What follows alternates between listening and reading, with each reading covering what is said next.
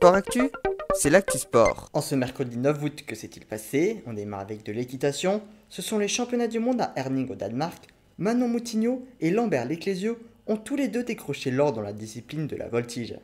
Lambert Leclésio a même été accompagné sur le podium par Quentin Labbé, arrivé deuxième. Et accompagné par Jeanne Braun, Louis Dumont et Dorian Terrier, les Français ont décroché l'argent sur l'épreuve par équipe, uniquement battus par les Allemands. En tennis, le premier tour du Masters 1000 de Montréal, Alizé Cornet a éliminé Caroline Garcia et s'est donc qualifiée pour le second tour.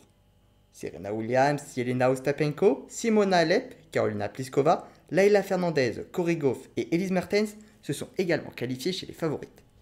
Chez les hommes, Hugo Gaston a vu son match être suspendu par la nuit, il est pour le moment mené 1-7-0, et les autres Français entreront sur le court dans la nuit. Roberto Bautista Agut est pour le moment le seul qualifié en 16e de finale.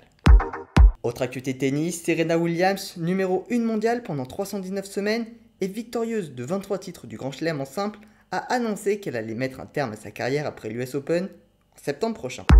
En cyclisme, première étape du Tour de l'Ain avec la présence de plusieurs grands coureurs comme Guillaume Martin et Julien Alaphilippe, tous deux victimes de complications ces dernières semaines.